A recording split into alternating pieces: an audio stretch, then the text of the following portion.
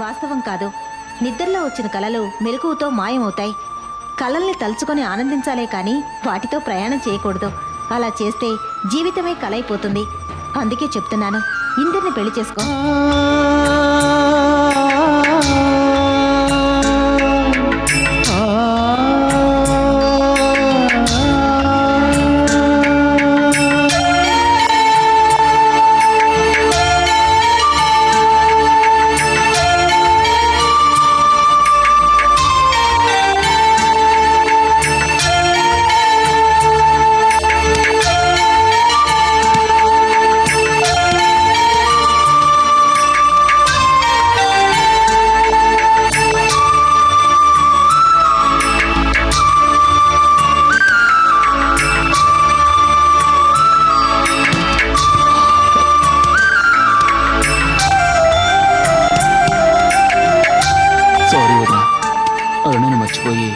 మరో అమ్మాయిని పెళ్లి చేసుకోలేను.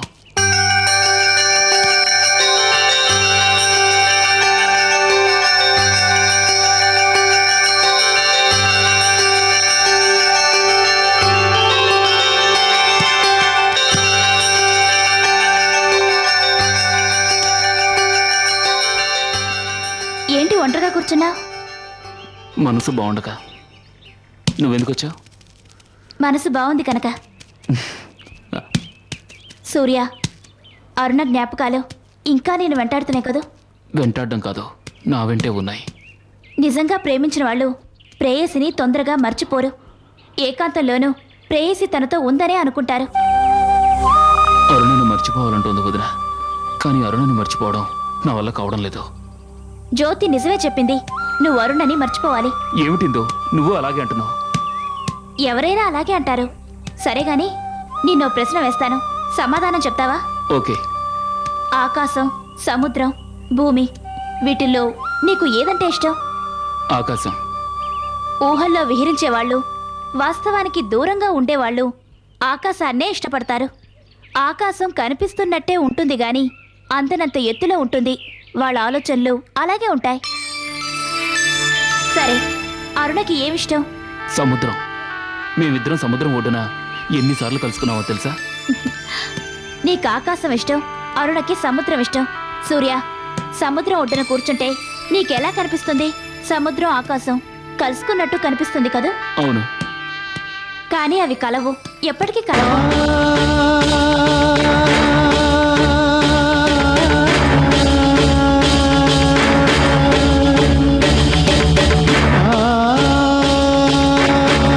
నువ్వు అరుణలాగా.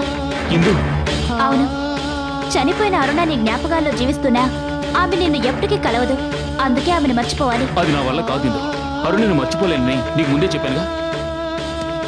సూర్య, నిన్ను చూసాక నీ మీదే కాదు, ప్రేమ మీదే గౌరవం పెరిగింది. ఇందు, అరుణ జ్ఞాపకాలతో నా మనసు కల్లోలం చేసి వెళ్ళిపోయింది. ఆమె ఆలోచనల్లోంచి నేను బయటపడలేను. పడాలి. జ్ఞాపకాలు కడలి కెరటాలాంటివి, ఒకదాని తర్వాత ఒకటి వస్తూనే ఉంటాయి. ఆటుపోట్లు మనకున్నట్టే సముద్రానికే ఉంటాయి, కానీ అది గంభీరంగానే ఉంటుంది. మనిషి అన్న తర్వాత ఎన్ని సమస్యలు వచ్చినా సముద్రంలా గంభీరంగా ఉండాలి. నువ్వు ఇంతగా చెప్తున్నావు కదా, నీకేదిష్టం? భూమి. అవును, ప్రాణికోటికి ఆధారం భూమి, ప్రకృతి సౌందర్యానికి నిలయం భూమి. ప్రాక్టికల్గా ఆలోచించే వాళ్ళు భూమిని ఇష్టపడతారు. అందుకే నేల విడిచి సాము చెయ్యరాదని అన్నారు పెద్దలు. ప్రాక్టికల్గా ఆలోచిస్తున్నావు కదా, మరి నువ్వు ఎవరినైనా పెళ్లి చేసుకుని హాయిగా ఉండొచ్చు కదా, ఎందుకు చేయలేదా పని? ప్రాక్టికల్ మనిషిని కాబట్టే ఇప్పుడే పెళ్లి ఆలోచనలు పెట్టుకోలేదు. నాకు కొన్ని లక్ష్యాలున్నాయి, ముందు అవి నెరవేరాలి. గమ్యం లేకుండా మనిషి ఉండకూడదు.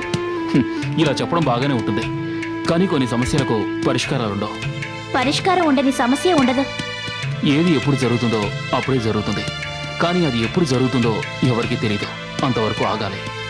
ధీరుడన్నవాడు అంతవరకు ఆగడు, సాహసంతో సాధిస్తాడు. పద, చీకటి పడుతోంది.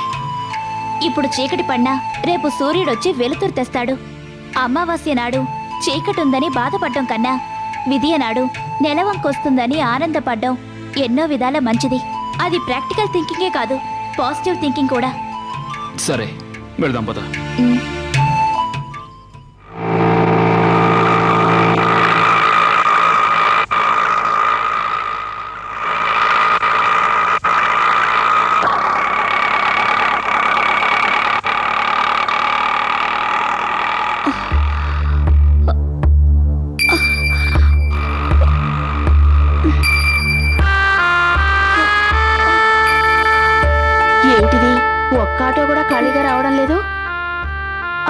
ఫస్ట్ టైం కదా. అమ్మా నొప్పిగా ఉందమ్మా. ఉండమ్మా, కాస్త ఓర్చుకోమ్మా. ఆటో రాగానే హాస్పిటల్కి వెళదామమ్మా. అమ్మా చాలా నొప్పిగా ఉందమ్మా. కొంచెం ఓర్చుకో తల్లి, నా తల్లి కదా. నొప్పిగా ఉంది. చూడు, కొంచెం ఓర్చుకో తల్లి, మా తల్లి కదా. అయ్యో, ఒక్క ఆటో కూడా రావడం లేదు. భగవంతుడా. కాస్త ఓర్చుకో తల్లి, నా బంగారు తల్లి కదా. నా బంగారు తల్లి కదా, కాస్త ఓర్చుకో తల్లి. ఆటో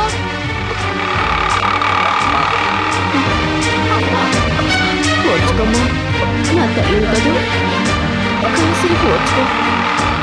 ఆటో రకాన్ని హాస్పిటల్కి తీసుకెళ్తానుగా. సార్ కొంచెం దిగుతారా? ఎందుకు? Urgent case. నేను అర్జెంట్ కేసే. ఆఫీస్కి టైం అయింది.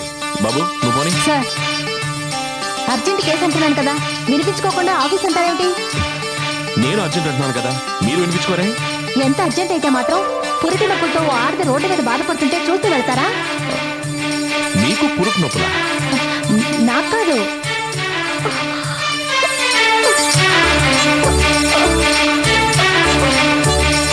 మీ భార్యకో అక్కకో చెల్లికో అయితే ఇలాగే వదిలేసి వెళ్ళిపోతారా?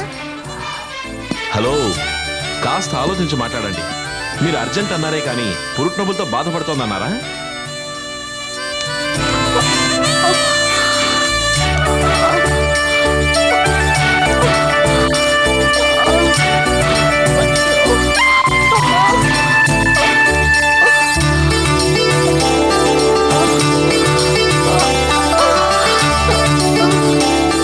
బాబు జాగ్రత్తగా తీసుకెళ్ళండి. సారీ అండి, thanks. It's okay. Sorry, thanks. 2 సార్లు చెప్పాల్సిన మాటలు ఒకేసారి. ఏమిటో ఈ ఆడవాళ్ళు, నోరు దురుసు దురుసు, మనసు nice nice. Auto.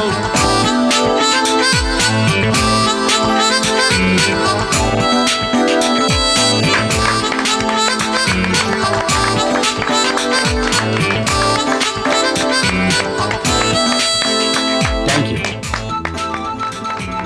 Thank you.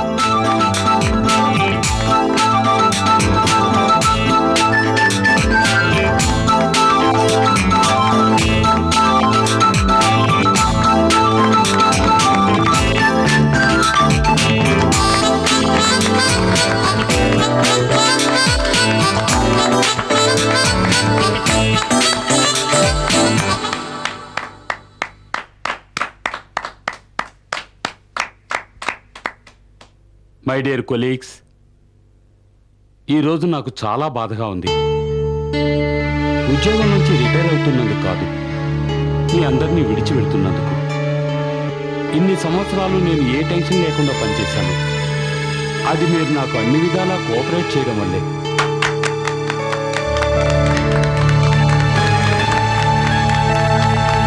వృత్తిపరంగా నేను స్ట్రిక్ట్ కనుక మీ మీద కొన్ని సందర్భాల్లో కోపపడి ఉండొచ్చు. అందుకు క్షమించమని అడుగుతున్నాను. ముఖ్యంగా జ్యోతి చాలా క్రిటికల్ పరిస్థితుల్లో నన్ను కాపాడి సాయం చేసింది. ఆమెను ప్రత్యేకంగా అభినందిస్తున్నాను.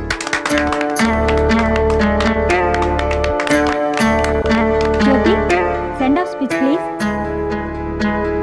నేను ప్రత్యేకంగా చెప్పేదే ఉంది. ఆయన ఎటువంటి వారో అందరికీ తెలుసు. ఆయన మన మీద కోపడినా ఆ కోపం బాధ పెట్టేదిగా ఉండదు. తండ్రి పిల్లల్ని సరైన దారిలో పెడుతున్నట్టు, గురువు శిష్యుణ్ణి మందలిస్తున్నట్టుగా ఉంటుంది. ఆయన అనుభవం వల్ల మనం ఎన్నో కొత్త విషయాలు నేర్చుకున్నాం. నేను అరెస్ట్ అయినప్పుడు నా వల్ల ఆయన అరెస్ట్ అయినా నన్ను ఒక్క మాట కూడా అనలేదు. తిరిగి నేను ఉద్యోగంలో చేరినప్పుడు వాత్సల్యం చూపించారు. అందుకు ప్రత్యేకంగా కృతజ్ఞతలు చెప్తున్నాను.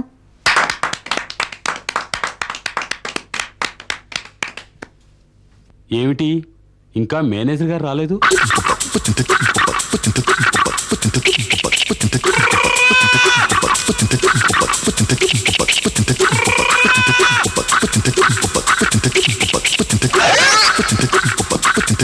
అయ్యో భలే కేసురా బాబు. Good morning sir. Morning. Thank you.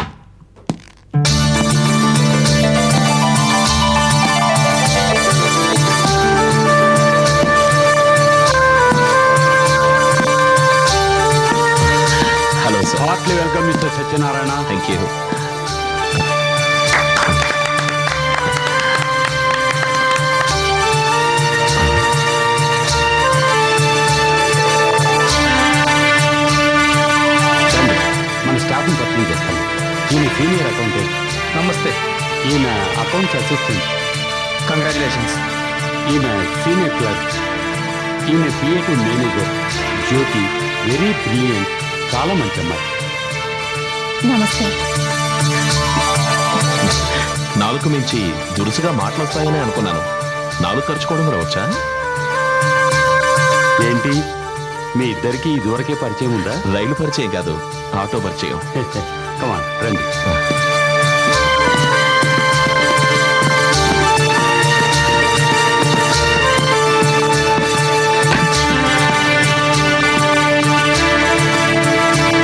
Thank you.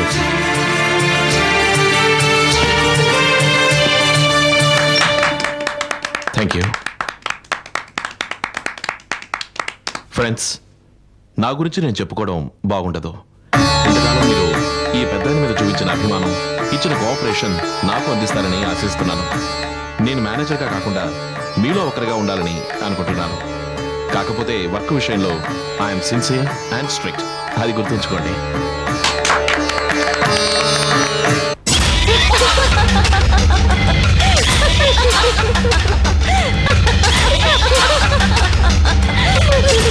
ఏమిటి స్వీటీ, ఈ రోజు చాలా హుషారుగా ఉన్నావు. తెలియనట్టు అడుగుతావేంటంటే ఇవాళ బావ పుట్టినరోజు కదా. బావ పుట్టినరోజు అయితే నీకు హుషారేమిటి, పిచ్చి మొహమా? బావ పుట్టింది నా కోసమే అయినప్పుడు బావ పుట్టినరోజు నాకు ఆనందం కాదా? పొద్దున్న నుంచి బావకి 4 సార్లు బర్త్డే విషెస్ చెప్పాను.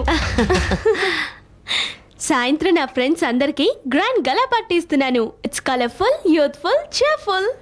అయితే ఆ పార్టీకి నేను రావచ్చో లేదో? అదేమిటి? కలర్ఫుల్, యూత్ఫుల్ అండ్ cheerful అన్నావుగా. ఏంటంటే నీకన్నా కలర్ఫుల్ ఎవరు, యూత్ఫుల్ ఎవరు, cheerful ఎవరు? Of course. Thank you. అదిగో వస్తోంది పతివ్రత. అమ్మా తులసి, ఎక్కడికి వెళ్ళొస్తున్నావు? గుడికి వెళ్ళొస్తున్నాను అత్తయ్య. ఈరోజు ఆయన పుట్టినరోజు కదా, అర్చన చేయించొస్తున్నాను. అవును, నీకు భక్తి ఎక్కువ కదా. ఉండు, ఇప్పుడే వస్తాను.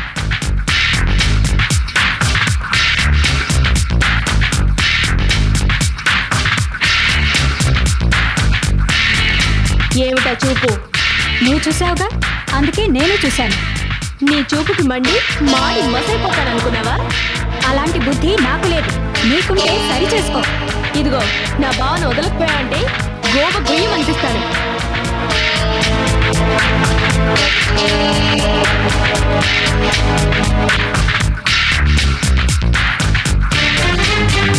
తులసి, ఈ పాయసం తీసుకెళ్ళి నీ చేత విజయ్ తినిపించు. అత్తయ్య, అవును, ఈ వేళ వాడు పుట్టినరోజు కదా. పుట్టినరోజు కన్నా మంచి రోజు ఏముంటుంది? అలాగే అత్తయ్య.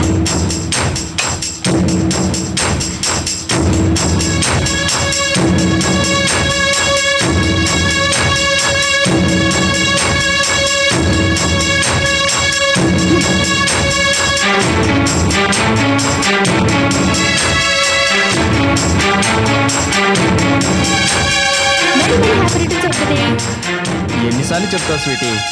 స్వీటీని కదా, ఎన్నిసార్లైనా స్వీట్ గా చెప్పాలండి. సాయంత్రం పార్టీ ఇస్తున్నాను, నీకు గిఫ్ట్ ఇవ్వాలనుంది. ఇవ్వు. అయితే ఇస్తానండు. కళ్ళు మూసుకో. మ్మ్. మూసుకో. కళ్ళు మూసుకోవాలి.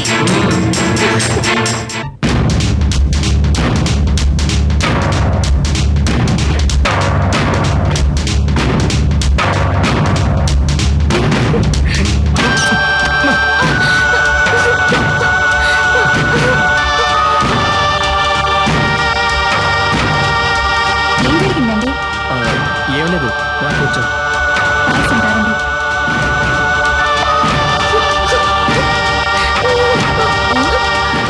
ఏమైంది? బావ నన్ను నెట్టేశాడు. ఊరుకో స్వీటీ, వాడి మనస్తత్వం నీకు తెలుసుగా. వాడింకా తులసి మైకంలోనే ఉన్నాడు. ఇందాక నుంచి కనిపించలేదు, ఎక్కడికి వెళ్ళావు? మీ పేరు మీద అర్చన చేయించడానికి గుడికెళ్ళాను. తులసి, అమ్మా తులసి. వస్తున్నాను అత్తయ్య.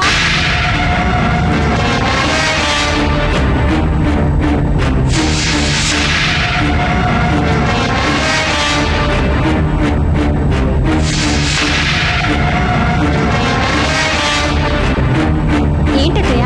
విజయ్ పాయసం తాగాడమ్మా. ఇచ్చానత్తయ్య, తాగబోతున్నారు. వాడు చాలా అదృష్టవంతుడు. కోరి కట్టుకున్న భార్య చేతుల మీదుగా ప్రాణం పోతుంది. నీ చేతికిచ్చిన పాయసంలో పాయిజన్ కలిపాడు. Thank you.